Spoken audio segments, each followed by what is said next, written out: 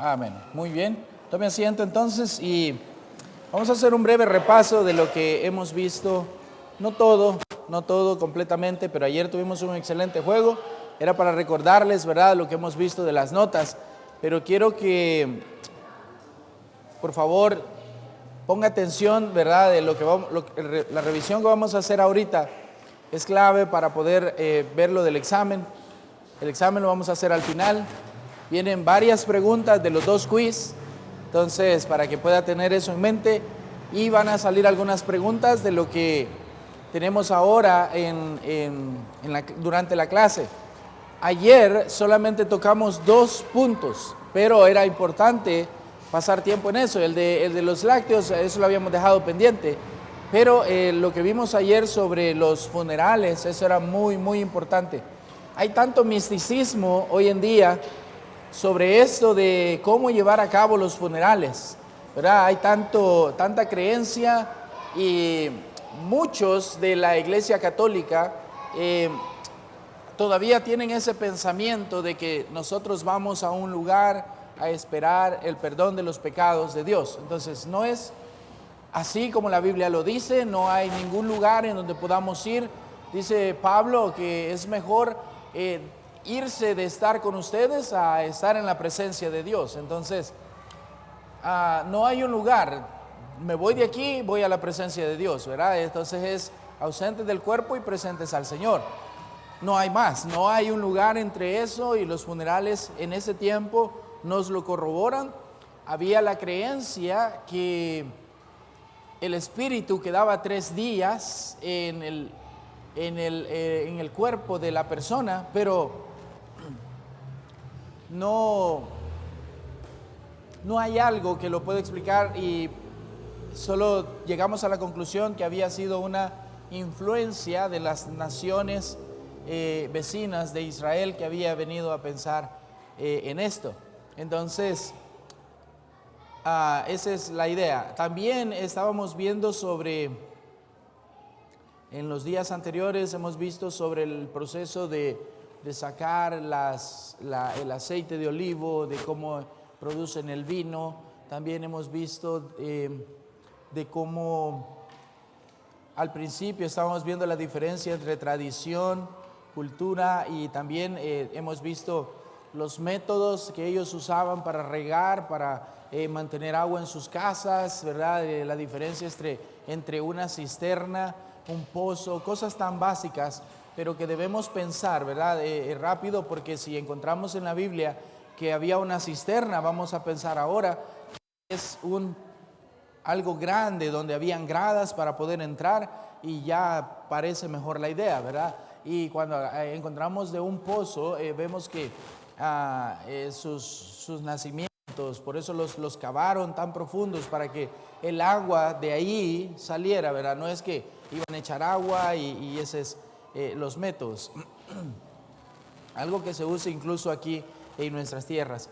Los manantiales son los alimentadores de las cisternas, ¿verdad? Y los pozos también. El uso de los camellos, veíamos en el primer día que los camellos pueden aguantar 200 kilogramos o 440 libras. Y estábamos viendo también de que fue en una silla de los camellos que Raquel escondió los ¿qué? ¿Los qué?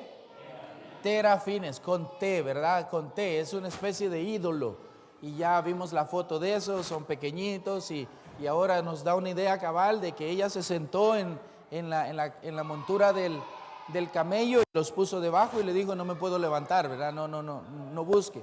Entonces, por ahí anda la cosa. Y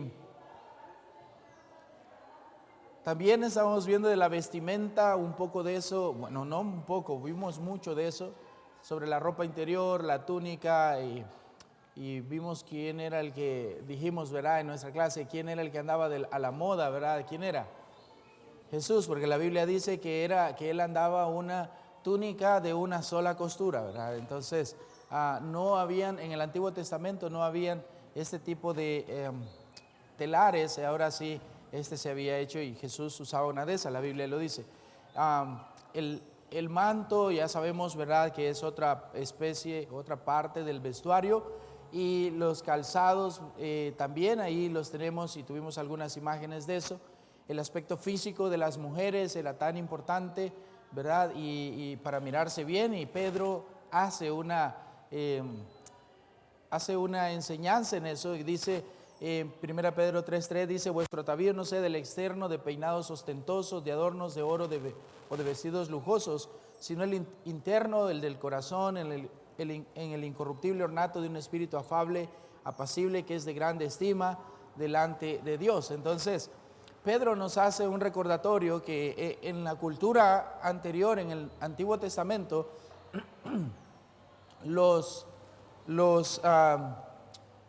el pueblo de Israel y sus vecinos, para ellos era tan importante el ataviarse de cosas costosas, de ver que de verdad había una importancia en eso. Y eso fue muy, muy influenciado por las naciones vecinos, los que vinieron y conquistaron Israel. El pueblo de Israel fue muy helenizado, ¿verdad?, que fue traídas culturas de otros lados para que pudieran adoptar este tipo de costumbres. Hablaba con el pastor el lunes que estuvimos en la clase y le comentaba que también los judíos aceptan que tenían este tipo de costumbres y que las cambiaron con el paso del tiempo. Entonces, una característica de una secta es que su doctrina está en constante cambio, y también obviamente sus prácticas, y también obviamente sus tradiciones, y también obviamente su cultura. Entonces está en constante cambio. Nuestra cultura ha cambiado mucho de lo que era hace 100 años, incluso lo que era hace 15 años. Ha cambiado bastante. Entonces vemos que Pedro nos hace una excelente advertencia acá, que nos dice sobre el tipo de vestimenta. Entonces, por eso pasamos mucho tiempo viendo la importancia de ser modestos al vestir, la importancia de poder mostrar a otros que no queremos mostrar, ¿verdad? Entonces, esa es la idea. En las viviendas estábamos viendo también los tipos de campaña, recuerda, tipos de tiendas de campaña. Y hay un personaje en el Nuevo Testamento que era profesional para eso. ¿Quién era? Pablo, ¿ok? Pablo era el que construía las tiendas de campaña, era su profesión, él era profesional en eso, y ahí lo vemos. Bueno, no lo vimos en las citas acá en esto, porque estábamos viendo los orígenes, ¿verdad?, cuando ellos vivían allá en eso. Pero si Pablo construía tiendas de campaña, quiere decir que esto, aún en los tiempos de el Nuevo Testamento, las campañas, las tiendas y todo eso se seguía dando. Parece más una campaña la choza, que dice que queda como cabaña en melonar, ¿verdad? Parece más una tienda de campaña, porque es algo provisional, es algo que se hace para solo el tiempo de la siembra, y después las personas se van de ahí. Esas eran las tiendas de campaña. Las casas habitables, ¿quién me ayuda con eso? ¿De cuántos cuartos habían? De uno solo y de varios. Ajá, okay. Más de dos. ¿Quién tiene el valor de explicarme? Digo, ¿quién tiene el valor? Porque casi nadie, ¿verdad? Es que lo que pasa no es que no sepan, es que son cobardes. Así digo yo siempre. ¿Ya? Así le digo a veces, eso pienso de mis hijos. Cuando les pregunto algo y ellos saben, pero no tienen valor de contestarme. Entonces, ustedes, no es que no sepan, es que son cobardes para contestar. Sí saben, pero... ¿Qué? Vamos a ver, ¿quién tiene valor de decirme qué es, cómo era una casa de un solo cuarto?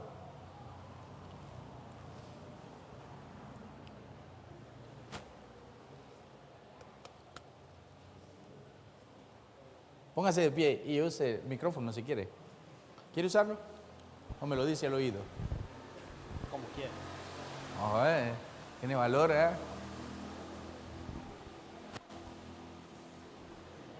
Uno. Bueno, Según las casas de un solo cuarto, tenían obviamente un solo cuarto.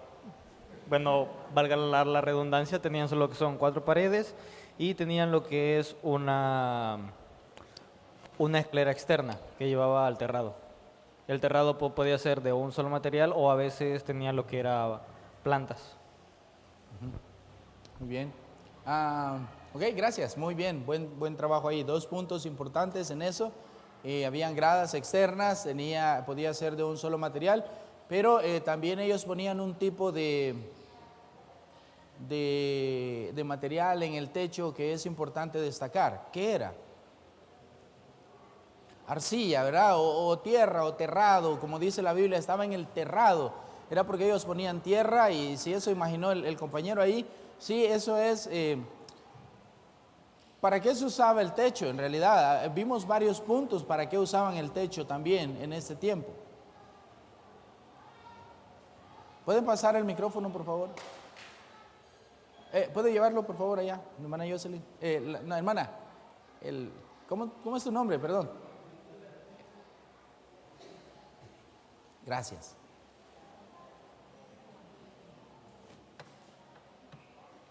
Gracias.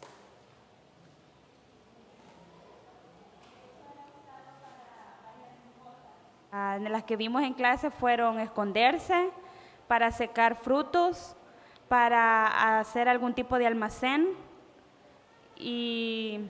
La más importante. para adorar. Exactamente. No solo lo hacían, recuerda, y para anunciar también. No solo lo hacían para adoración a Dios, también lo hacían para adoración a los dioses. Entonces, también eso es importante recordar. Yo mencioné una frase, los caminos de los techos. En los libros escritos por judíos mencionan esto. ¿A qué se refería?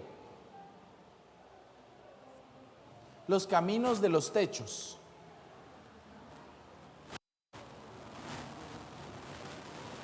¿David sabe? Ok. Pásale el micrófono, por favor.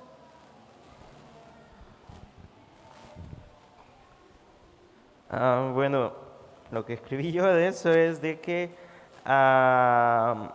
quiere decir que cuando sea el día del Señor, nosotros no vamos a poder descender de esa casa para tomar algo, sino que vamos a salir para huir y encontrarnos con Dios. Ajá. Sí, dice, los que estén en los techos no desciendan para tomar nada, sino que vayan arriba. Y usted dice, ¿dónde, hermano? Mateo 24:16 es la cita que mencioné, dice, entonces los que estén en Judea huyan a los montes, y el que esté en la azotea no descienda para tomar algo en su casa. Entonces, también mencionaba algo, cuando venían los enemigos, entonces, ¿qué podemos pensar? Si eran casas del mismo tamaño, por así decirlo, de altura, ¿qué podían hacer si venían los enemigos? Brincar de techo a techo, correr y bajar por las gradas de la última casa y escaparse. Okay, por eso los caminos de los techos.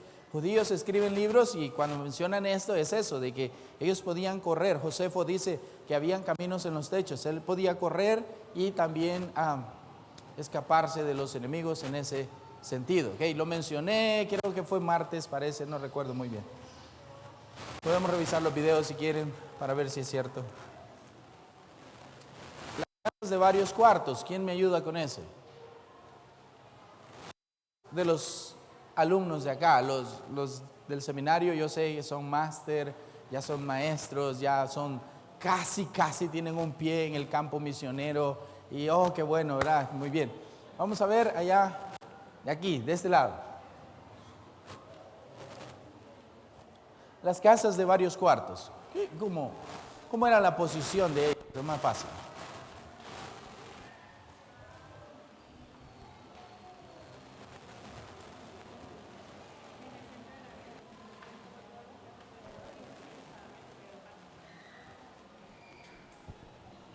Comparte la opinión de ella. Okay. ¿Alguien más? Aparte de estos dos muchachos. ¿Alguien más? Aquí está Jocelyn. No, va. Era como en estilo Ajá. y en medio había un pozo que era entonces Como estilo U, y en medio habían los cuartos, ¿verdad? Alrededor había algo importante en los patios de las casas. ¿Qué era? Los pozos, ¿verdad? Los pozos, o era una cisterna familiar, era algo pequeño que donde se podía entrar. Pasó algo muy peculiar en algo así parecido, en un pozo de una cisterna. ¿Qué pasó ahí? Según la Biblia, hay una historia de eso.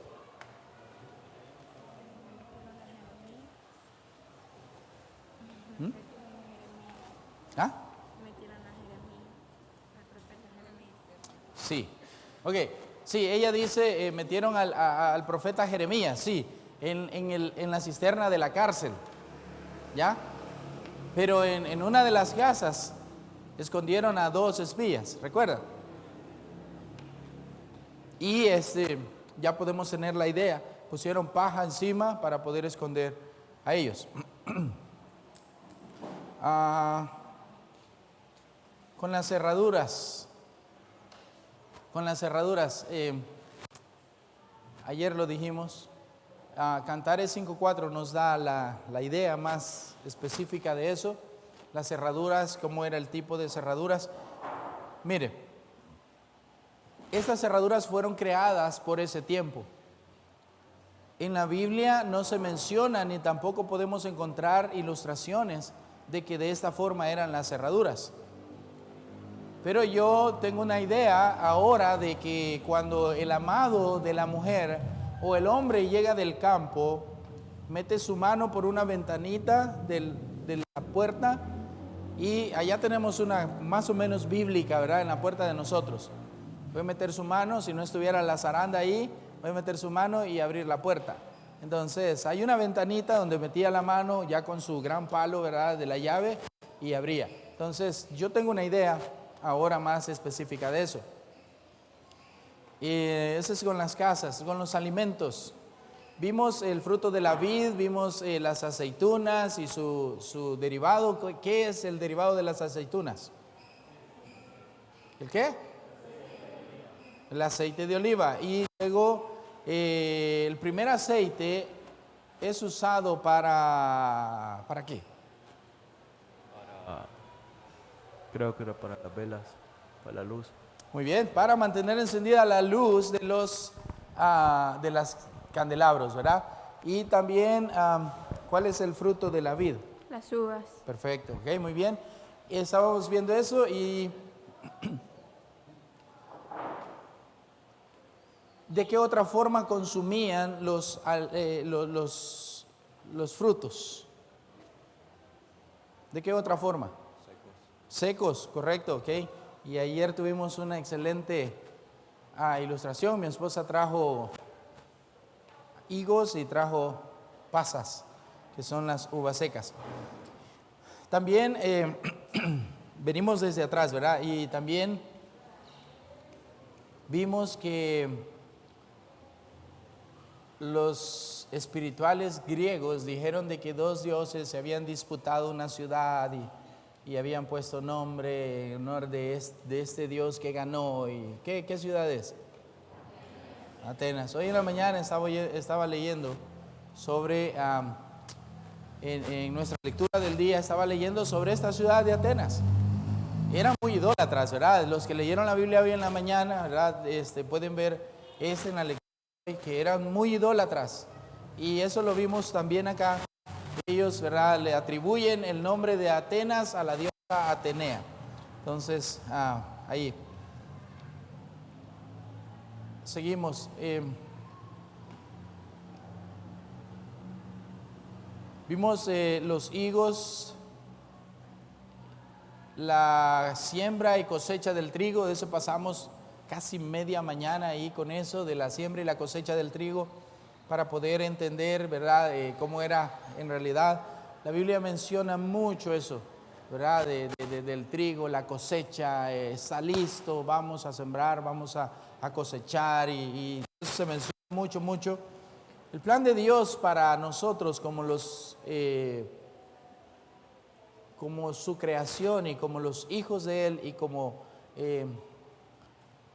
parte de la iglesia de Él, el plan de Él al dejarnos su palabra es que lo anunciemos a todo el mundo. No hay otro plan que Él tenga, ¿verdad?, con la iglesia, aparte del que tiene al futuro, ¿verdad?, llevarnos a su presencia.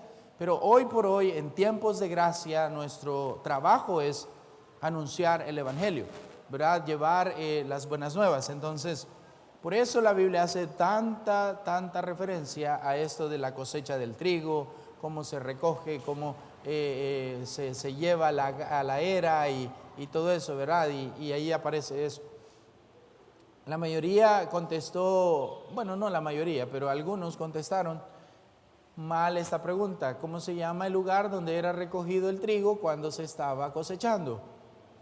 Una era, ¿ok? Una era. Si puede recordar eso en el examen va a ser excelente.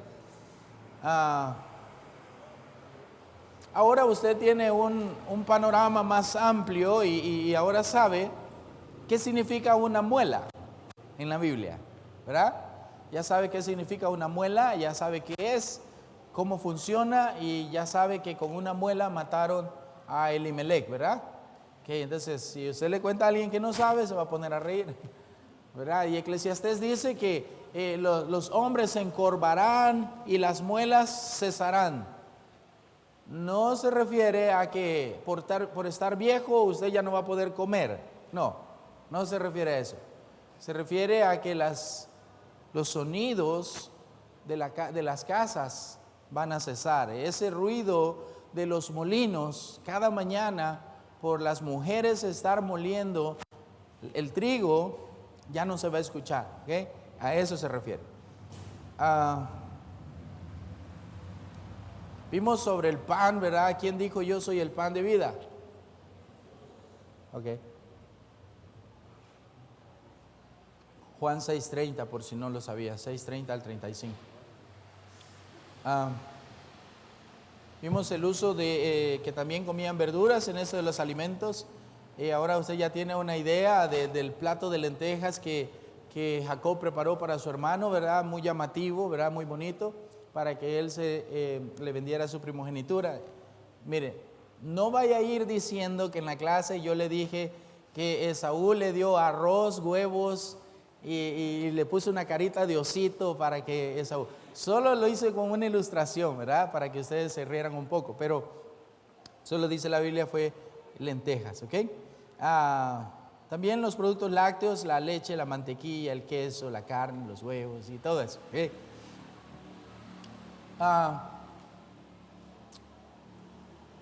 Con los funerales, vimos ayer, ¿verdad? Ayer estábamos viendo sobre los funerales. ¿Quién me dice algo de lo que le llamó la atención ayer de ver esta parte de los funerales? Un valiente. Allá.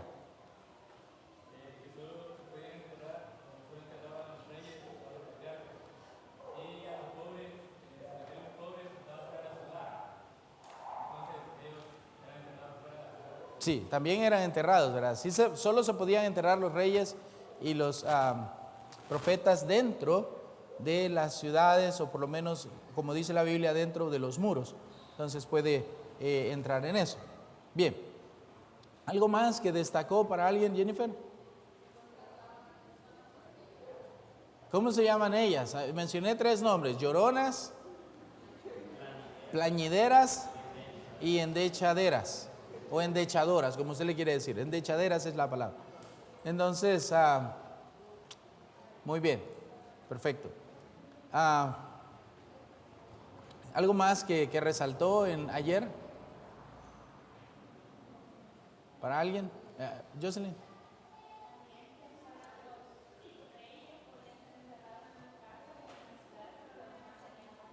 Sí, correcto.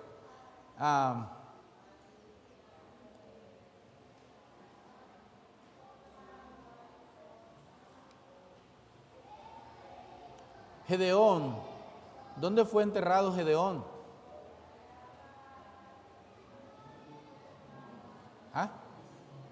En algún sepulcro. Wow. Él fue enterrado en la tumba de su padre, en la misma tumba de su padre.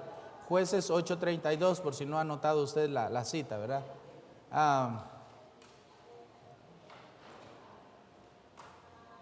Hay una iglesia hoy en día que se cree que es donde Jesús hizo ¿qué? ¿Dónde resucitó al hijo de la viuda? ¿De dónde? De Naín. Entonces la iglesia se llama la iglesia de la viuda de Naín. Búsquelo en internet y lo va a encontrar, ¿no? Ahí lo encontré eso. No le puedo decir, ¿verdad? Las coordenadas de Google cabal me dicen exactamente que allí fue donde Jesús se encontró con la viuda. No, yo no le puedo decir, pero esa es la creencia hoy en día que eso fue. Entonces, eso nos corrobora de que Jesús de verdad hizo este milagro. Yo no voy a estudiar si Dios hizo Dios hizo este milagro. Lo que voy a saber es mejor leer la Biblia, y si está en la Biblia es verdad. ¿Okay?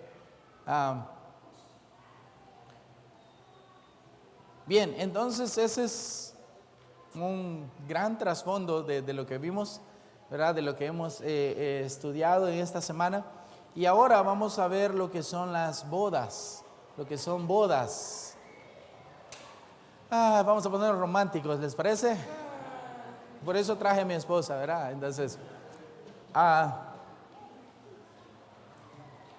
tengo la imagen del libro que les voy a dejar más tarde, de ponérselos en Classroom.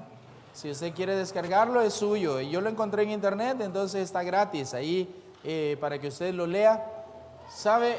No se lo dejé como tarea porque la pregunta para calificar eso es, ¿leyó el libro? Y los que no lo leyeron van a decir sí. Entonces, va a estar en usted. Si quiere saber más de la cultura, usted lo va a leer y va a tenerlo para usted, ¿verdad? Ese es pan para su matata, ¿verdad? Como decimos, y se lo voy a dar para que usted lo pueda leer. Va a encontrar mucho de lo que hemos visto acá y más todavía que no tocamos. Por ejemplo, los trabajos, por ejemplo, los animales de casa, los animales de trabajo, y todo eso va a encontrar en ese libro. Entonces, todo eso no lo vimos en la clase y creo que no hubo mucho tiempo para poder verlo. Entonces, vamos a ver en las bodas. La ley de Moisés, para que entendamos, la ley de Moisés prohibía la multiplicidad de esposas. O sea, que no es como muchos pensamos, que la ley decía que nosotros, o que los humanos, ¿verdad? Que el hombre podía casarse con muchas mujeres. Esa es una costumbre árabe de los pueblos, más que todo musulmanes y esas regiones ahí. ¿Ok? No está en la Biblia el que se apruebe la poligamia, por nada, no hay.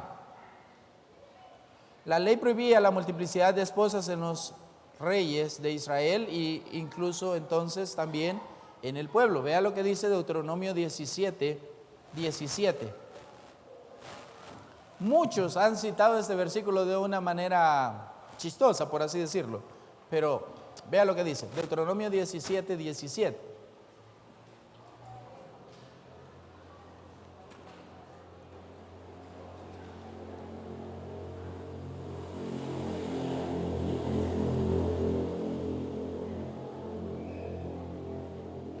¿Lo tienen?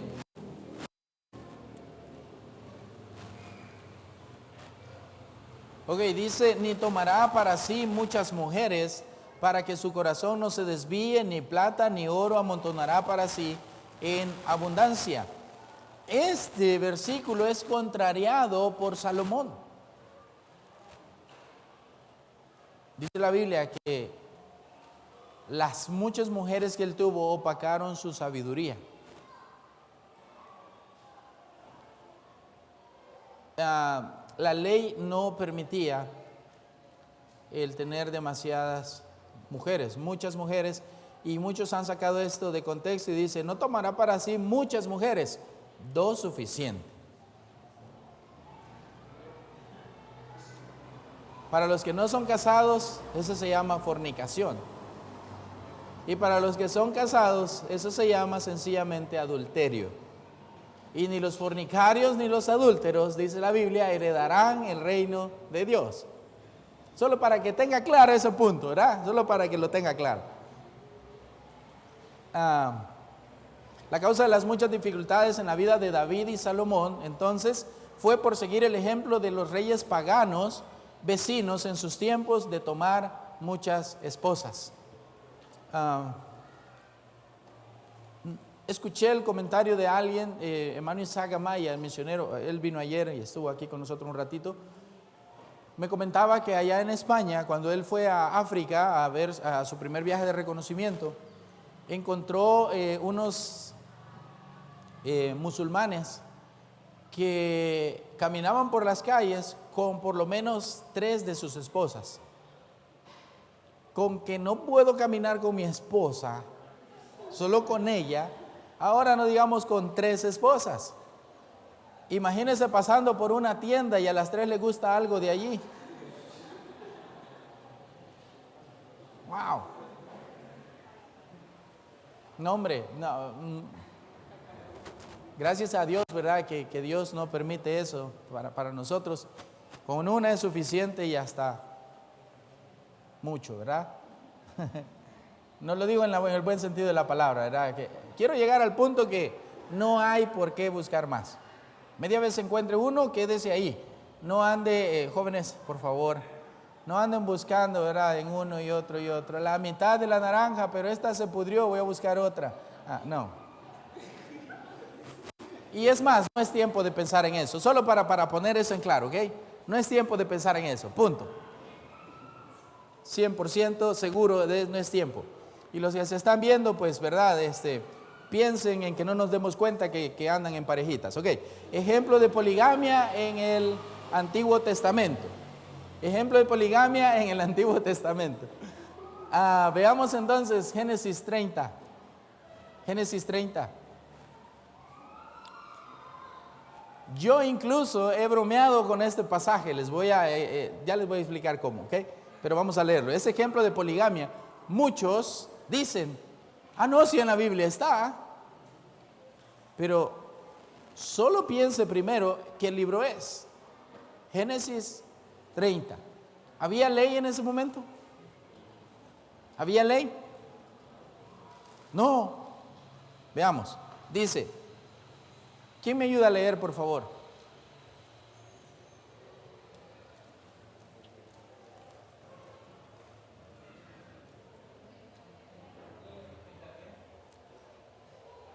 Génesis 30, versículo 1. Y vamos a leer, ¿sabe qué? Vamos a leerlo todo, el capítulo. Voy a leer uno yo y ustedes leen otro, ¿ok? Gracias.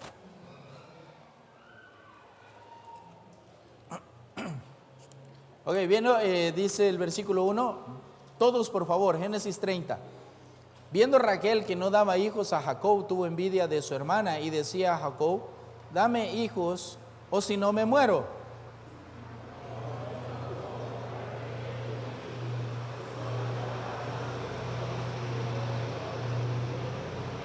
Y ella dijo, he aquí mi sierva Bilha, llégate a ella y dará a luz sobre mis rodillas, y yo también tendré hijos de ella.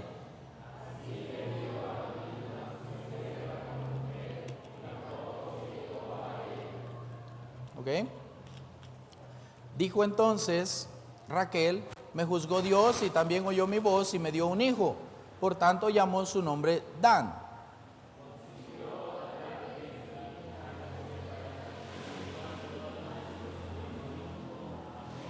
Y dijo Raquel, con luchas de Dios he contendido con mi hermana y he vencido. Y llamó su nombre Neftalí.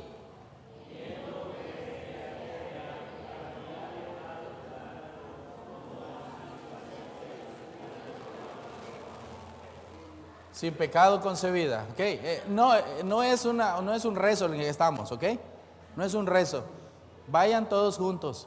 Respeten los signos de puntuación para que se escuchen todos juntos. ¿Ok? Hagan las pausas debidas. Si no puede leer, pues pregúntale a la hermana Natalie que le enseñe a leer, ¿ok? Y Por favor, respeten los signos de puntuación para que no se escuche como que estamos en un rezo, ¿verdad? Eso se hacen de noche. Ok, listos. ¿Dónde íbamos? 13, ¿verdad? Y dijo Lea, para dicha mía, porque las mujeres me dirán dichosa, y llamó su nombre Aser.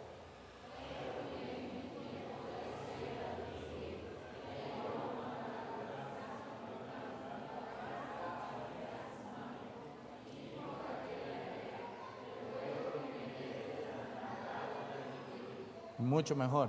Y ella respondió, es poco que hayas tomado a mi marido, sino que también te has de llevar las mandrágoras de mi hijo. Y dijo Raquel, pues dormirá contigo esta noche por las mandrágoras de tu hijo.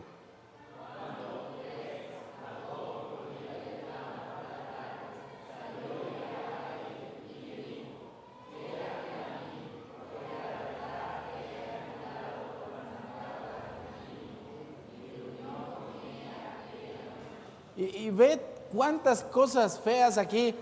La mujer alquilando a su marido. ¡Wow!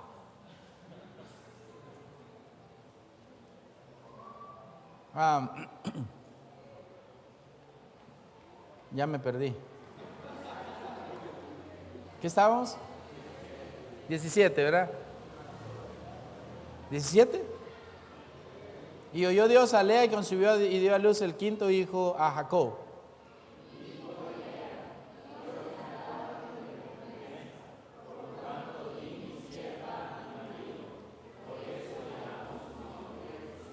Después concibió Lea otra vez y dio a luz el sexto hijo a Jacob.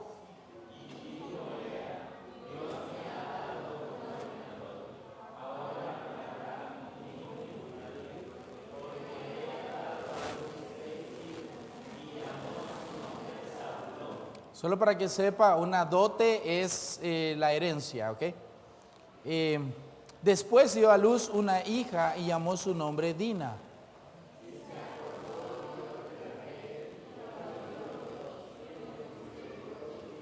Y concibió y dio a luz un hijo, y dijo Dios, ha quitado mi afrenta.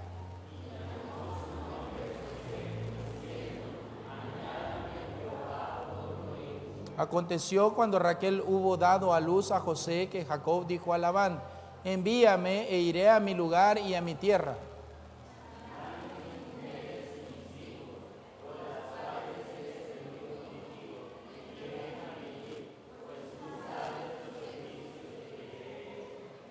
Y Labán le respondió, halle yo ahora gracia en tus ojos y quédate, he experimentado que Jehová me ha bendecido por tu causa.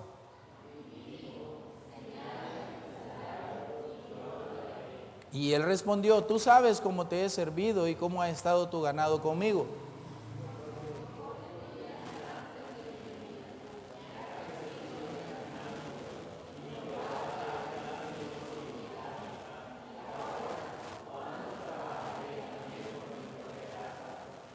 Y él dijo, ¿qué te daré? Y respondió Jacob, no me des nada. Si hicieres por mí esto, volveré a apacentar tus ovejas.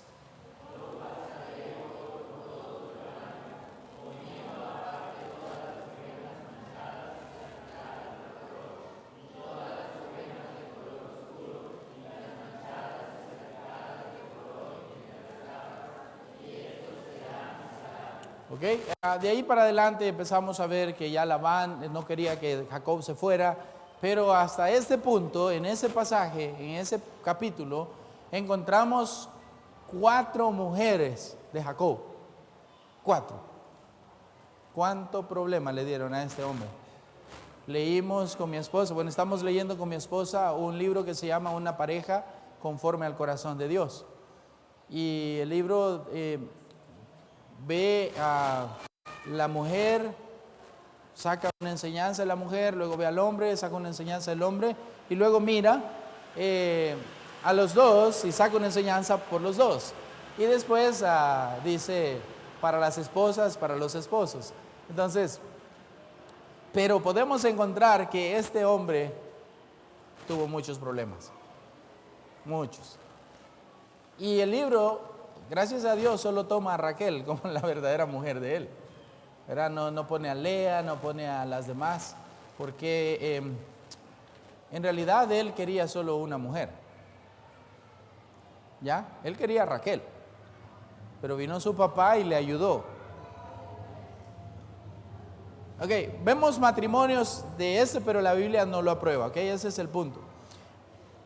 Hay registros seguros e históricos que los que seguían la monogamia eran matrimonios bendecidos y seguros. ¿Qué es monogamia? Un hombre con una mujer para toda la vida. ¿Ok? Ese es el significado bíblico que tenemos de eso. Hombres como Adán, Noé, Isaac, José, Moisés y Job tuvieron solo una esposa, y también incluyendo al sumo sacerdote que tenemos aquí en Levíticos 21:14. Levítico 21:14 dice: no tomará viuda, ni repudiada, ni infame, ni ramera, sino tomará de su pueblo una virgen por mujer. Ok, hablando del sacerdote, ok. Los sacerdotes de Leví. El punto es aquí en el punto del primer punto es que no hay razón por la poligamia. Nunca, en ningún lado. Si usted quiere practicar la poligamia, tendría que hacerse musulmán. ¿Ok? Y no quiero adorar a un Dios que no existe. ¿Ok?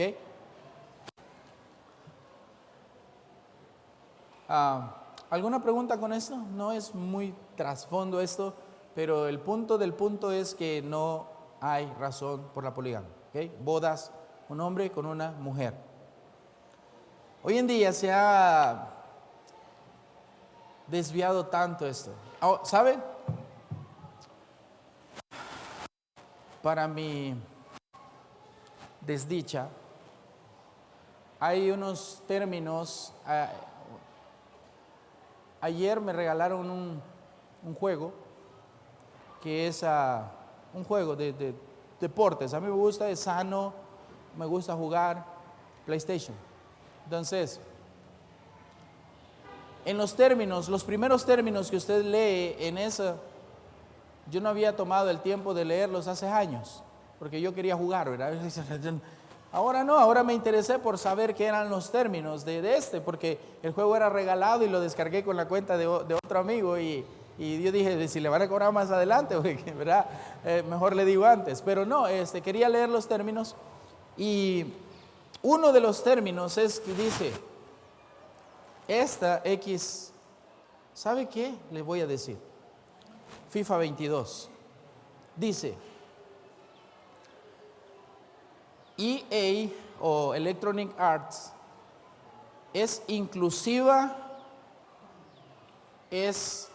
no tiene preferencia de géneros.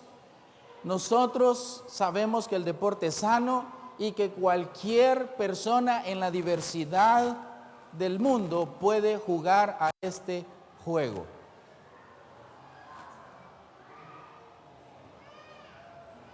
Para mí la diversidad del mundo es un hombre y una mujer. Eso es todo.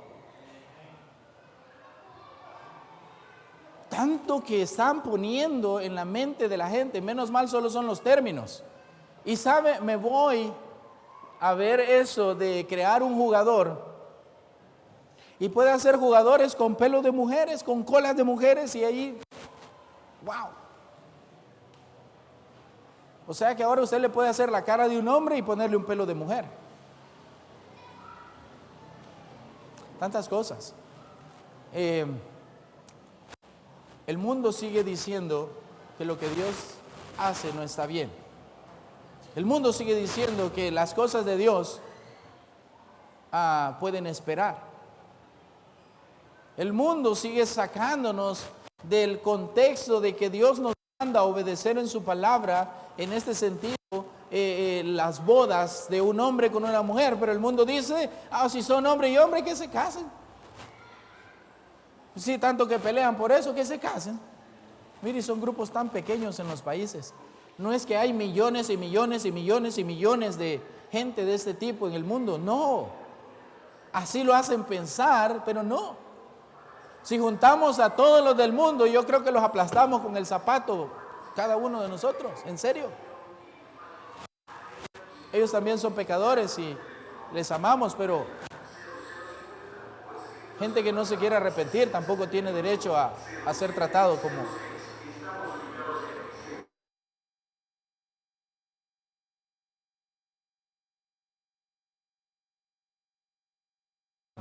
Sigamos. Divorcio. El divorcio. Pregunto antes de ver esto. ¿Es el divorcio una opción?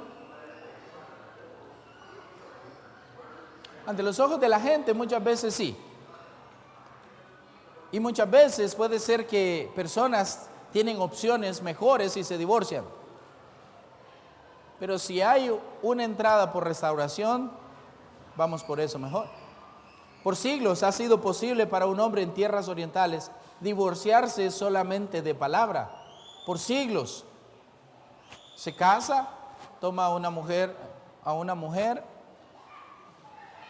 y dice, ¿sabe qué? Ya no, me divorcio. Y se va.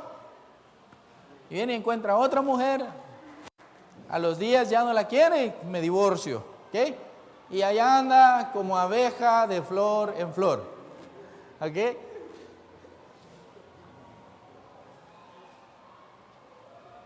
Por eso se creó la ley.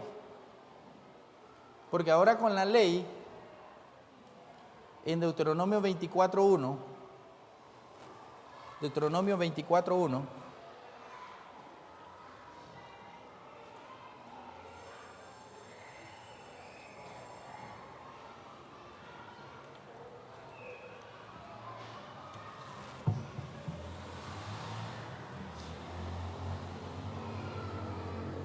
dice, cuando alguno tomare mujer y se casare con ella, si no le agradare por haber hallado en ella alguna cosa indecente, le escribirá carta de divorcio y se la entregará en su mano y la despedirá de su casa. O sea, ahora ya por lo menos en la ley ya había algo que, ¿sabe qué? Ya no te quiero. Y se lo daba y se divorciaba, ¿ok? Era la ley. Déjeme decirle algo. La ley era en los tiempos de antes, en la Biblia. Hoy vivimos por gracia. Muchos en el Nuevo Testamento toman uno de los pasajes. No lo tengo en mis notas porque eso no es historia. Ahora lo quieren aplicar hoy en día. Dice de que si un hombre, a no ser por causa de adulterio, se puede divorciar. Hay un pasaje en la Biblia. Y digo, ¿quién mencionó eso? ¿Quién? No, en el Nuevo Testamento.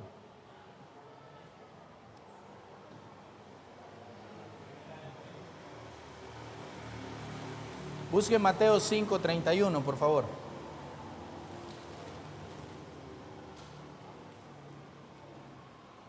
Y me dice quién escribió esas palabras.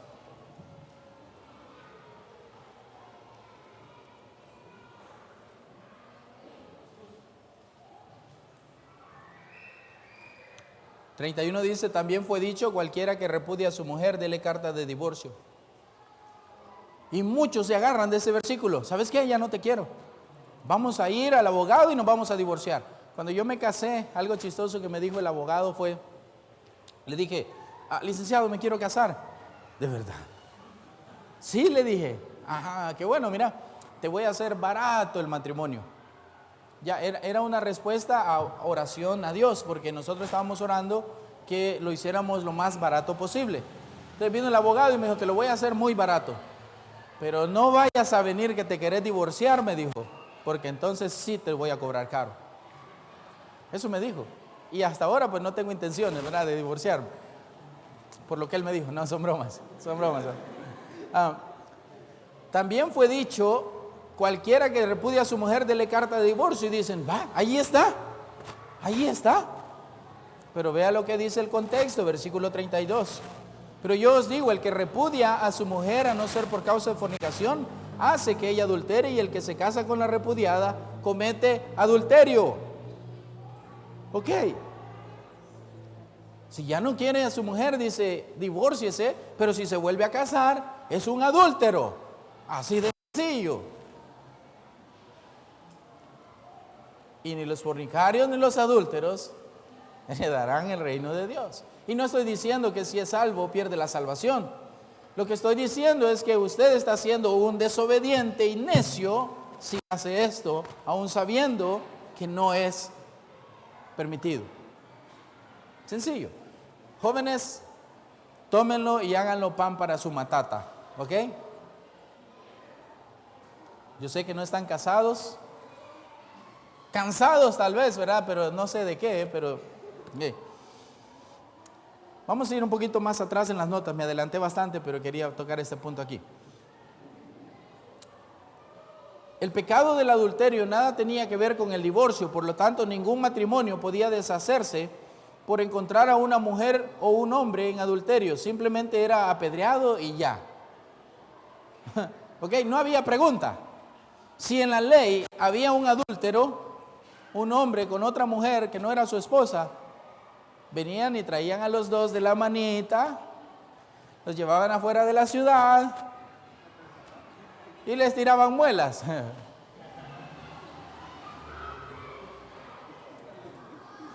Los apedreaban. Bien difícil iban a volver a caer en adulterio así, ¿verdad? Difícil iban a volver a querer ser adúlteros. En Levítico 20, voy leyendo los versículos para no perder un poco de tiempo. Si un hombre cometiere adulterio con la mujer de su prójimo, el adúltero y la adúltera indefectiblemente serán muertos. O sea, no hay opción. Si los encontramos en adulterio, ¡pum!, ya estuvo. Se murieron. También Deuteronomio 22 dice, si fuere sorprendido alguno acostado con una mujer casada con marido, ambos morirán, el hombre que se acostó con la mujer y la mujer también, así quitarás el mal de Israel. Entonces no había opción. Si se encontraban, muertos. Si un esposo encontraba algo indecente en su esposa, o que le había engañado, o qué sé yo, cualquier cosita, ¿ok?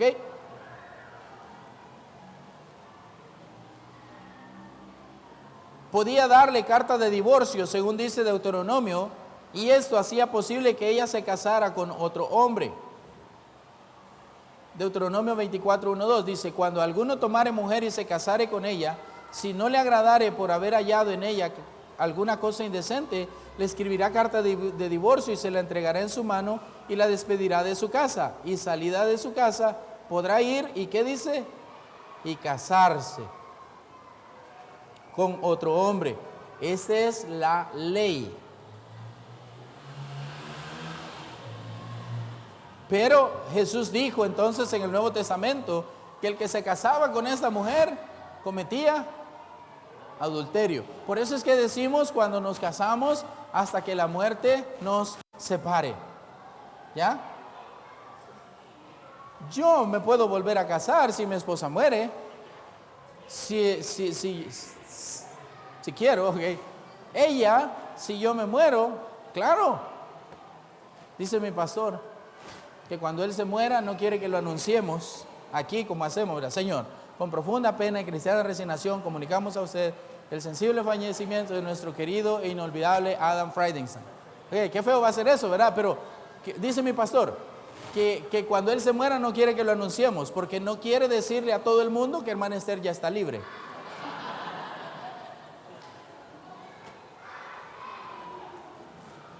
Y yo tomo su palabra, ¿ok? Yo tomo su palabra. No lo vayan a hacer, por favor. Cuando yo esté en Nicaragua, si me doy cuenta que lo han anunciado, voy a venir y lo voy a levantar y con ustedes, entre él y yo, les vamos a dar, ¿ok?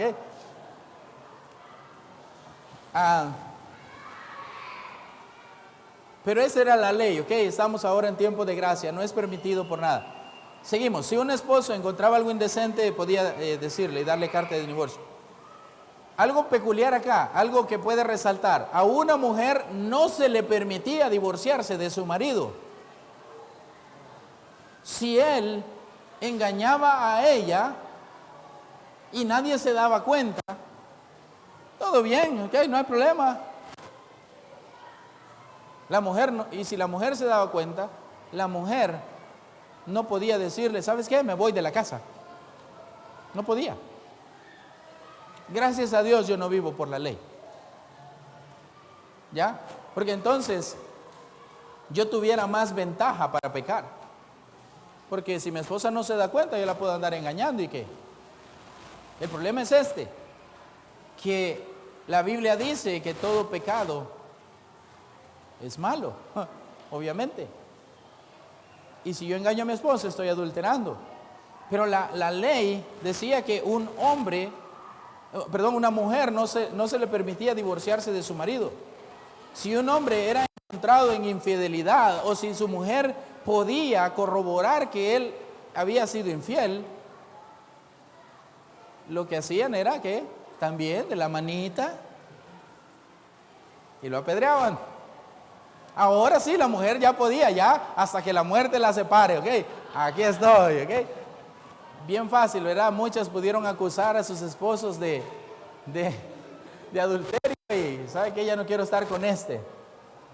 ¡Me engañaste!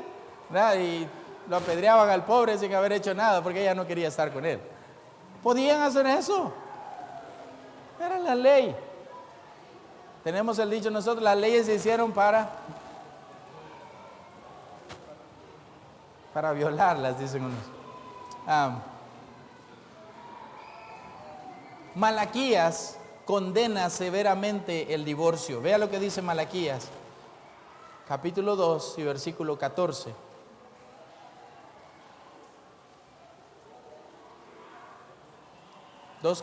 al 16 dice: mas diréis, ¿por qué?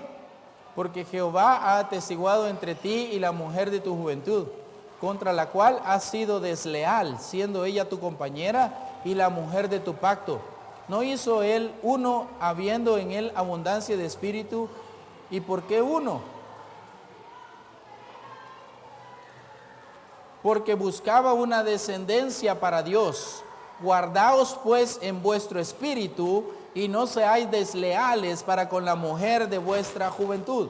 Porque Jehová Dios de Israel ha dicho que él aborrece el repudio y al que cubre de iniquidad su vestido, dijo Jehová de los ejércitos, guardaos pues en vuestro espíritu y no seáis desleales. Cuando piense en divorcio, vaya a Malaquías. Cuando alguien venga a querer justificarse que se quiere divorciar, vaya a Malaquías. Cristo quitó todas las causas del divorcio bajo la ley. Muchos se quieren adherir al mandamiento por causa del divorcio en la infidelidad que Cristo menciona, y ya lo mencionamos en eso, fue que le dije que nos adelantamos. Si fuera por la ley, el adúltero sería apedreado, pero por la gracia lo que cabe mucho más es la restauración. Jesús mostró mucho más la importancia del perdón que la justicia. Entonces, ese es en cuanto al divorcio. Ellos podían dar carta de divorcio, pero si eran encontrados infieles, eran apedreados. En ninguno de estos vemos que había poligamia, ¿verdad? Esta fue influencia de los otros países afuera. Escogiendo la esposa. Vamos a ver otro punto acá, escogiendo la esposa. En nuestra cultura, escoger la esposa muchas veces es el trabajo del muchacho o del que se va a casar. Muchas veces. ¿Cuánto problema nos buscamos con esta práctica en nuestra cultura? ¿Cuántos problemas? Porque vamos y encontramos al amor de nuestra vida y nuestros padres no están de acuerdo, pero es el amor de mi vida. ¿Ok? Y te amo y todo ahí, todas las palabras que se nos salen de la boca, ¿verdad? Y usted dice, hermano, es que de la abundancia del corazón habla la boca. Sí, pero ese te amo está sucio. Entonces yo puedo pensar que hay suciedad en ti. Entonces, Y después que encontré el amor de mi vida, a la semana ya no es el amor de mi vida. Y voy y busco otro amor de mi vida y ahora encontré otra vez el amor de mi vida y ya a las 2 meses, ya, ¿sabes qué? Ya el amor de mi vida ya no está y ya no es el amor de mi vida y busco y encuentro otro amor de mi vida y qué suciedad.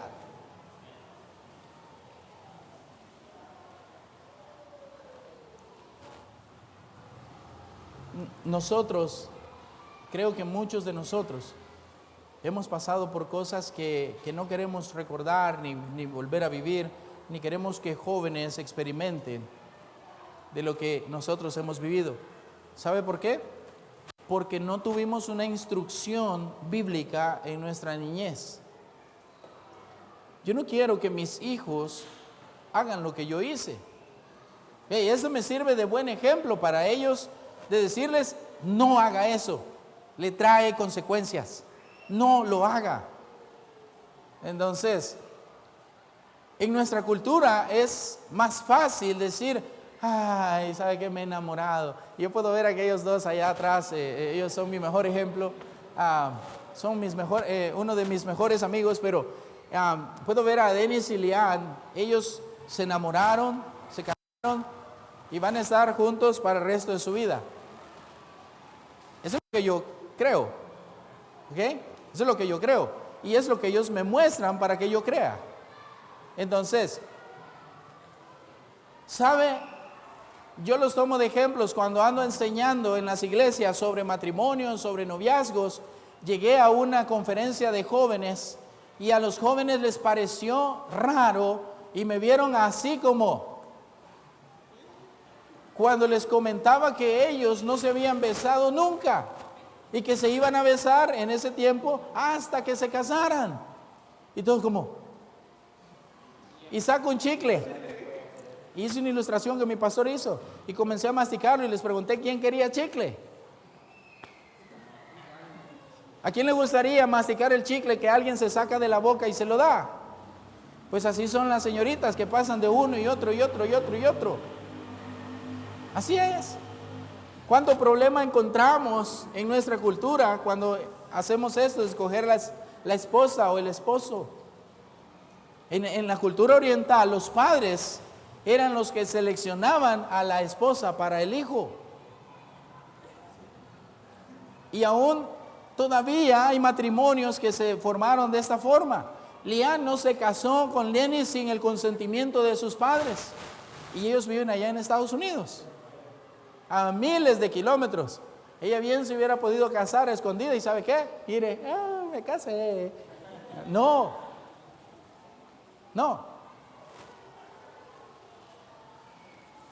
Siempre debemos ver eso. Es malo poder tener eso. Hay que tener consentimiento de los padres en este lado. En Oriente, los padres de un joven seleccionan a la novia para él. Esta costumbre se remonta hasta los tiempos del Antiguo Testamento. Cuando Esaú se casó contra los deseos de sus padres, les causó amargura de espíritu. En Génesis 26, 34. Génesis 26, 34 al 35, los dos versículos. Y cuando Esaú era de 40 años, tomó por mujer a Judith, hija de Beeri, Eteo, y a Basemat, hija de Elón, Eteo, y fueron amargura de espíritu para Isaac y para Rebeca. Pero también hay ejemplos de que sus padres escogieron a su esposa y fueron buenos matrimonios. Entonces, solo quiero ponerles el lado malo para que no se les quede en la mente el lado malo de eso, ¿verdad? De escoger y no tener el consentimiento de los padres. En Oriente, los padres deben amar a los hijos y a sus esposas como que los dos fueran sus hijos, porque Dios los escogió el uno para el otro. El mandamiento universal es amar a nuestro prójimo, amar a unos a otros. La cosa es que hay pensamientos y eso, que la familia de la novia odia al muchacho. O al revés, la familia del muchacho odia a la muchacha. Pero la Biblia menciona algo de eso. Por tanto dejará el hombre a su padre y a su madre, se unirá a su mujer y serán una sola carne. Entonces, allá en Oriente, los padres de un joven seleccionan a la novia, pero ellos deben amar a esta muchacha como si fuera su hija. Mi pastor a sus suegros, ¿sabe cómo les dice? No le dice Pastor Brown, le dice Dad, papá. A la hermana Brown le dice mamá. Sí, pregúntele. Es bonita esa costumbre y es algo que está en la Biblia.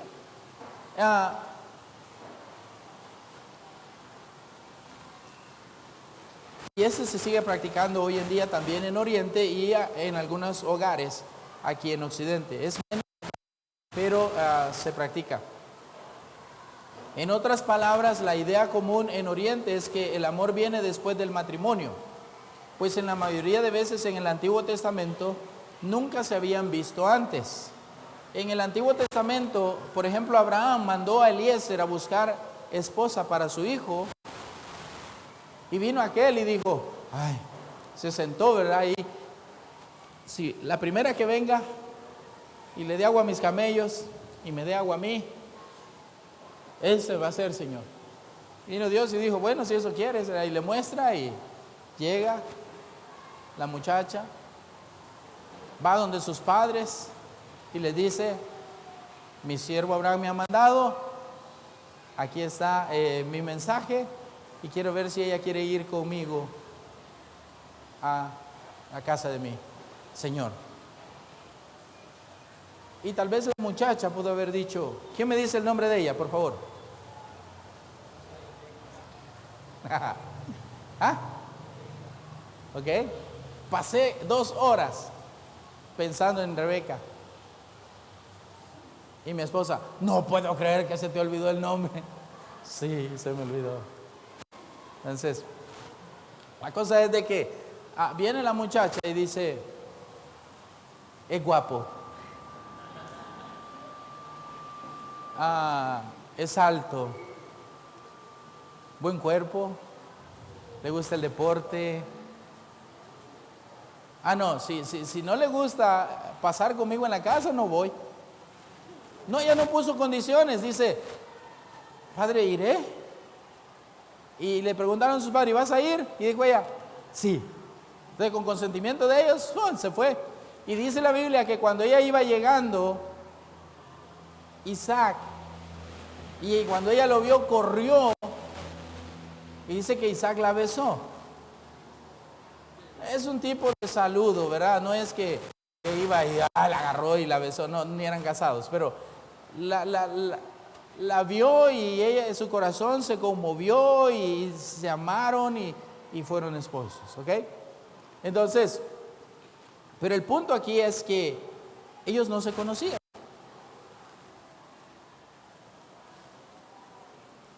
Denise y Leanne, ¿ustedes ya se conocen bastante después de casarse? ¿Sí? Más que como se conocían antes de casarse. Y esa debería ser la forma correcta. Pero el problema es que en nuestra cultura muchas veces las muchachas están conocidas más que como hago yo para ir al parque. Así. Y hay que tener cuidado con eso. En el tiempo del Antiguo Testamento, muchas veces las muchachas ni conocían a los que iban a ser sus esposos.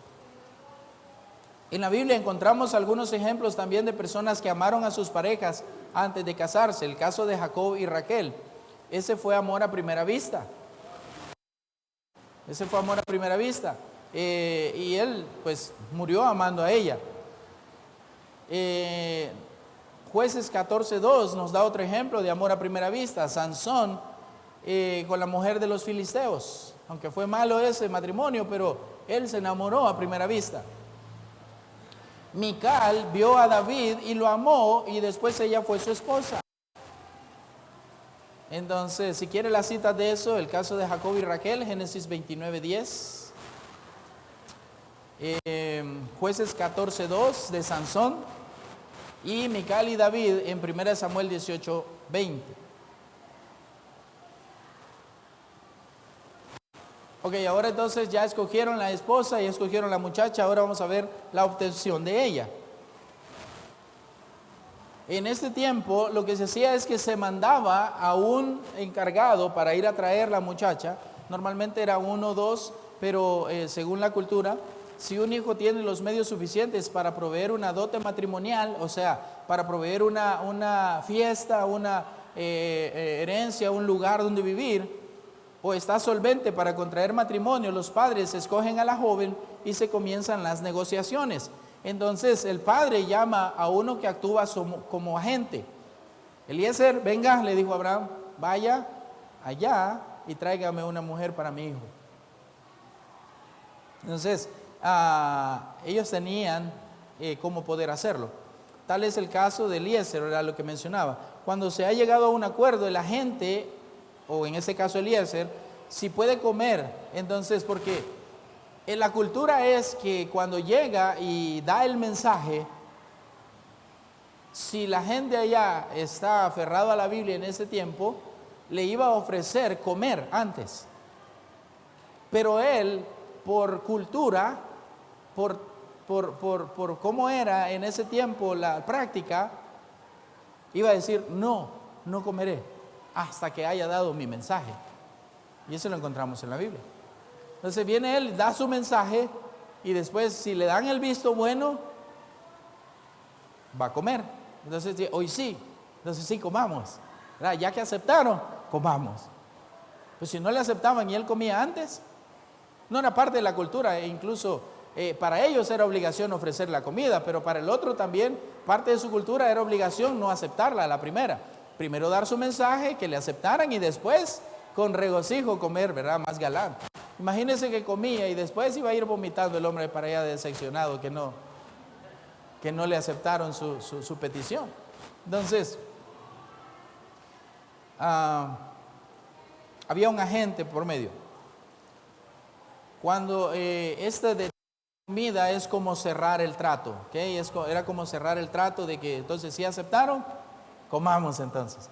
A menudo cuando sus padres dan a su hija para matrimonio, ellos están disminuyendo la eficiencia de la familia, porque los hijos trabajan en casa.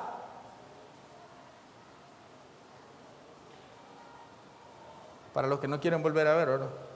Ajá, los hijos trabajan en casa. Entonces lo que está haciendo normalmente el padre es que si da a su hija que se vaya a otra casa, se queda sin trabajadores en casa. Por eso es que el papá del hijo manda regalos, una buena dote a ellos para que ellos tengan como tal vez contratar a alguien en lugar de la hija que se le va. Esa era parte de la cultura. Y aquí a escondidas se casan, ¿verdad? Y ni 5 centavos le dan a nadie. Pero ni al abogado le pagan muchos. Entonces, esa es harina de otro costal, ¿verdad? No siempre la dote se pagaba con dinero, también se podía pagar con servicio, como hizo Jacob. 7 años por Lea, no sabía él, y después 7 años por Raquel. Aquí está el punto de lo que estábamos mencionando aquel día con la Biblia de Mariano. Los desposorios o compromisos de matrimonio, muy similares a los nuestros, no son lo mismo que el matrimonio. ¿Okay? El compromiso del matrimonio o desposarse con alguien no es lo mismo casarse con alguien. Normalmente una pareja comprometida le da un anillo, una señal de compromiso al otro y normalmente transcurre 1 o 2 años para el matrimonio, ¿verdad? Para poder casarse después o tiempo en eso. No debemos confundir estos dos eventos cuando leemos la Biblia. Vea lo que dice Deuteronomio 27.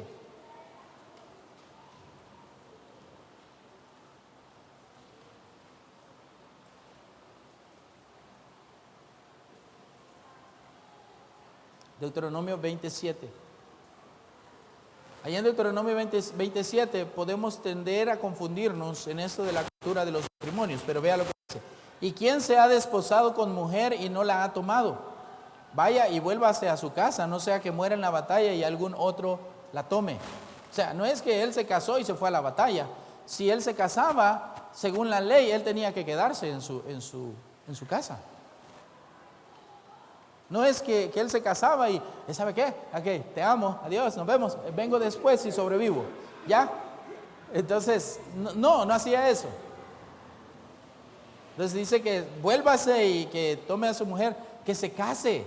Si alguien se comprometía, iba a la guerra comprometido, el plan es regresar para que se pueda casar. ¿Ya? Y en el Nuevo Testamento encontramos eso, de que María estaba desposada con José cuando concibió del Espíritu Santo. Estaba desposada, no la tomó, todavía no era la mujer de José. Dice que José no la conoció hasta que nació Jesús.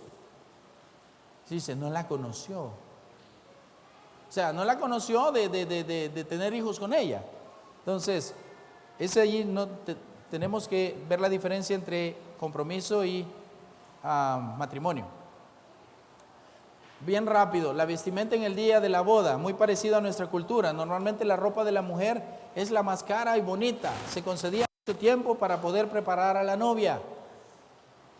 Aquí también pasa eso, ¿verdad? Muchas veces. David dijo unas palabras ideales para la esposa en el Salmo 144:12. Dice, sean nuestros hijos como plantas crecidas en su juventud, nuestras hijas como esquinas labradas como las de un palacio. Esa es en cuanto a la vestimenta, el traje de la mujer siempre más costoso que el del hombre. La procesión matrimonial, después de casados, una gran procesión le sigue por el camino a la nueva pareja. Las calles son oscuras y es necesario tener lámparas para unirse a la fiesta. En ese tiempo bíblico, ¿verdad? Las calles eran oscuras, no había electricidad. Entonces era necesario que la procesión, la gente que iba atrás del matrimonio, llevara lámparas. El que se uniera a la procesión matrimonial sin lámparas, no podía entrar a la fiesta. En la parábola de las 10 vírgenes, ellas esperaron a que llegara la procesión y había 5 prudentes, 5 insensatas, y las que no tenían lámparas encendidas no pudieron entrar a la fiesta. Entonces es parte de la cultura. Por eso Jesús usaba estas parábolas, porque la gente entendía el contexto. La gente sabía que la lámpara y Señor, ¿y qué quieres decir? Muchos no entendían porque estaban cegados su pensamiento. Pero estaba tan bien explicadas las palabras de Jesucristo en la tierra, que dice él, y usa esta parábola para decir que van a haber quienes no quieran a Cristo y quienes quieran a Cristo, y van a poder entrar los que sí tengan a Cristo al reino de los cielos. Entonces, él usa muy bien esto porque sabía la cultura, y en ese tiempo se practicaba eso. Ese de la parábola está en Mateo 25, del 1 al 13, si lo quiere, ¿verdad? Ya sabe ahí dónde buscar. Normalmente estas procesiones llevan fiesta, llevan anuncios y todo, y un mensaje de alegría a la gente. En todo el camino hacia la casa se debía mostrar alegría, e incluso hoy en día se reparte maíz tostado para los niños, o una especie de palomitas, ¿verdad? Hombres van tocando tambores u otros instrumentos musicales. Ese es hoy en día. Jeremías 7:34 dice, y haré cesar de las ciudades de Judá y de las calles de Jerusalén la voz de gozo y la voz de alegría, la voz del esposo y la voz de la esposa, porque la tierra será desolada. Entonces en ese tiempo se practicaba mucho esto de la procesión también, y hoy en día todavía se sigue haciendo en esas tierras allá. Entonces, las festividades matrimoniales duraban toda una semana. Jueces 14:17 dice, y ella lloró en presencia de él los 7 días que ellos tuvieron banquete. Mas al 7º día él se lo declaró porque le presionaba, y ella lo declaró a los hijos de su pueblo. Entonces 7 días de fiesta. Y 7 días la mujer de Sansón le pasó preguntando. Ni le decía te amo, sino que lo que pasaba diciéndole, dime cuál es la raíz de tu fuerza. Y, ay, 7 días. 7 días de la fiesta. También era muy común sentarse enfrente y decir acertijos, como lo hizo Sansón, ¿verdad? Y de un acertijo les voy a decir, y mató a todos los que le adivinaron. Eso es en cuanto a las bodas. Eso es en cuanto a las bodas. Madeleine, ¿cuánto tiempo hay para el quiz? El examen.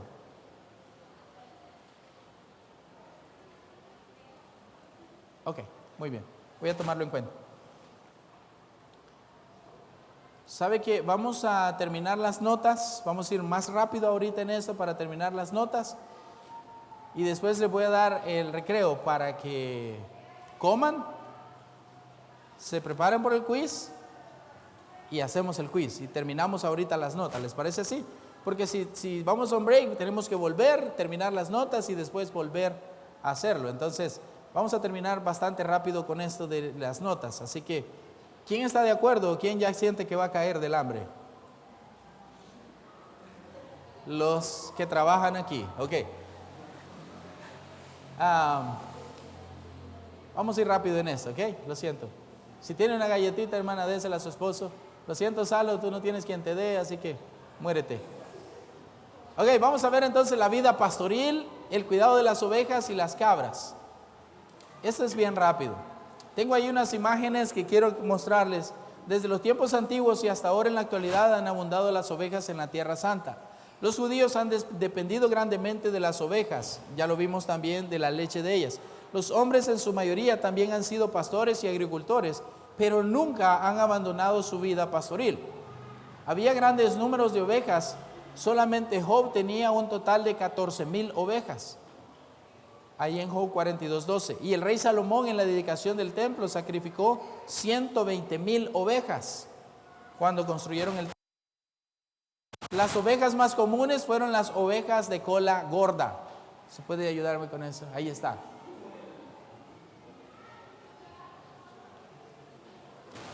Y tengo una de pastores hoy en la actualidad, muy similar a los tiempos bíblicos. Y esa es de antes, esa es una imagen, nada más una ilustración. Siguiente, hermana, hay otra ahí. Y ¿no hay otra? Esa es una de hoy en la actualidad. Y hay otra de unas ovejas también de las que nosotros conocemos, ¿ok? Son las ovejas más comunes. Yo nunca he visto una oveja de cola gorda aquí, no tenemos muy común esa raza aquí, ¿verdad? Pero en la Biblia se menciona, porque dice que la grosura de la cola, entonces es la grasa, la manteca de la cola es lo que ellos buscaban. De la misma manera que la joroba del camello provee una reserva, también la cola gorda de las ovejas les provee un tipo de fuerza a esta raza de ovejas. Cuando una oveja es sacrificada, la cola hoy en día es muy apreciada porque se usa de diferentes maneras. Una de ellas es que tiene un excelente sabor y se usa para comerse la cola de la oveja. El uso de la oveja de cola gorda se puede apreciar en la Biblia, ahí en Éxodo 29:22. Lo voy a leer para explicarle acá. Luego tomarás del carnero la grosura y la cola y la grosura que cubre los intestinos y la grosura del hígado y los 2 riñones y la grosura que está sobre ellos y la espaldilla derecha, porque es carnero de consagración. El carnero es el macho de las ovejas, ¿ok? ¿Sabe qué? Estoy viendo sobre lo de las monedas y eso en mis notas. Y va a ser unos 20-25 minutos más. Entonces mejor vamos a tener el break y después vamos a regresar. Pero termino con esto del pastor y después regresamos, ¿ok? Pero vamos a tener 10 minutos. 10 minutos máximo. Voy a poner el conteo y vamos a comenzar. El pastor, con frecuencia el más joven de la familia es el pastor. Esto tiene dos significados posibles. Número uno, porque cuando el mayor se casaba con una mujer, dejaba su trabajo y había que enseñarle a otro y así hasta el último.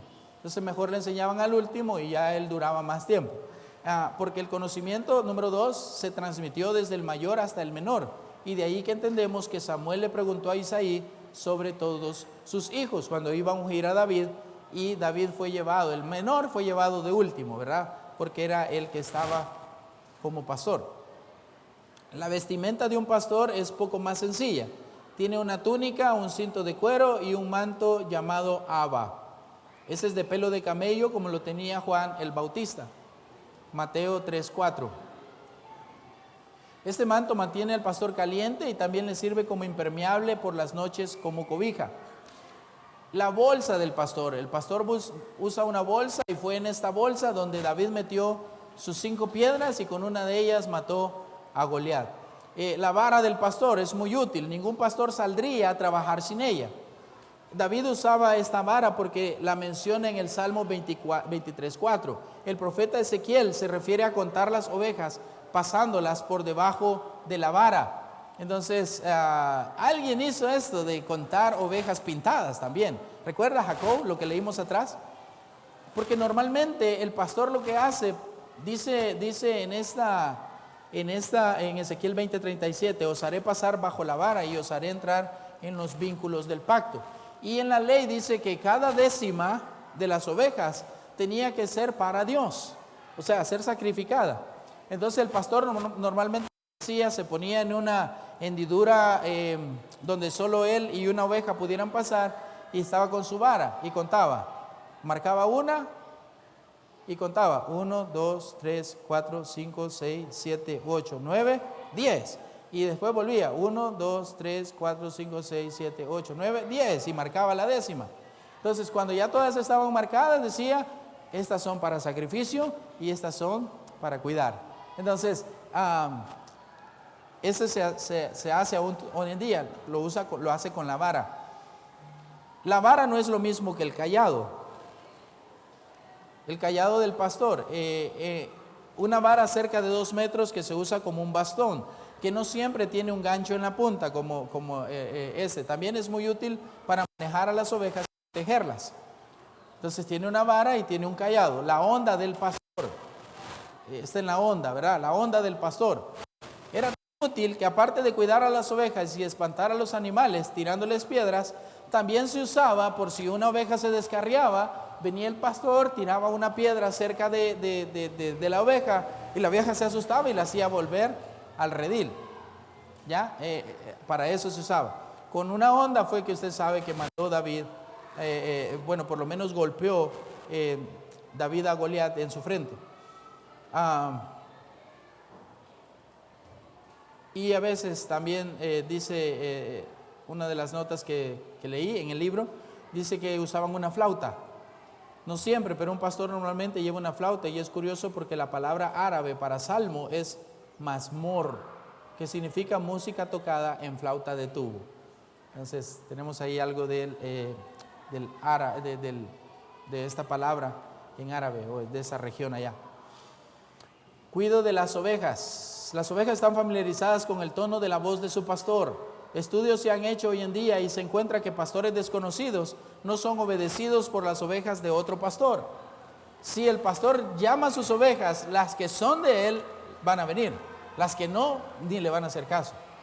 Entonces Jesús hace una excelente analogía con eso. Dice, mis ovejas oyen mi voz y yo las conozco y me siguen. Y yo les doy vida eterna y no perecerán jamás, ni nadie les arrebatará de mi mano. Entonces todo el que es una oveja de Cristo va a seguirle. Qué excelente analogía de eso, ¿verdad? Cuando es necesario traer de nuevo una oveja descarriada, el pastor debe conocerla para que se le haga más fácil poder hacerla volver. Esto sería muy útil si los pastores hoy en día conocieran a sus ovejas, y así sería más fácil aconsejar para volverlas al redil. Los pastores normalmente le ponen nombre a las ovejas. Juan 10:3 dice, a este abre el portero y las ovejas oyen su voz, y a sus ovejas llama por nombre y las saca. Aquí podemos entender la relación muy íntima que hay entre pastores y ovejas. Entonces, ¿estamos nosotros teniendo como ovejas una relación genuina y cercana con nuestro pastor? Pregunto, según esta analogía, ¿estamos teniendo esa relación íntima y cercana? Nuestro pastor, ok, el hombre que Dios ha puesto acá, pero ahora voy más arriba. ¿Estamos teniendo una relación íntima con nuestro pastor de pastores, con Jesucristo? Me refiero a los dos, ¿okay? En esta analogía. Un pastor puede conocer tan íntimamente a sus ovejas que puede poner a sus corderos junto con sus madres solo escuchándolas. Él puede ver a aquel cordero allá y a una oveja madre aquí y dice, esta es la mamá de aquel. Aquel es el hijo de esta. ¡Wow! Ese es ser un pastor. El pastor conoce sus ovejas. Así es el conocimiento que Dios tiene con nosotros. Es tan increíblemente exacto. Juan 10:14 dice, yo soy el buen pastor y conozco mis ovejas y las mías me conocen. Entonces, si usted es de Cristo, usted va a conocer a Cristo. Eso es con la cosa de los pastores. Ok, vamos a tener el break 10 minutos, espere. Vamos a revisar lo que era el calendario judío, las fiestas. Y tenemos las copias, hermano. Y vamos a repartirle las copias para que revisemos bien rápido lo del sistema monetario, medidas y pesos. Y si tiene preguntas de esto, no la vamos a hacer en la clase. Después del examen voy a estar aquí algún tiempo para que podamos tener eso. Si quieren las repartimos después, hermano. Después de... Ok, entonces, póngase de pie y vamos a tener un recreo a partir de ahorita.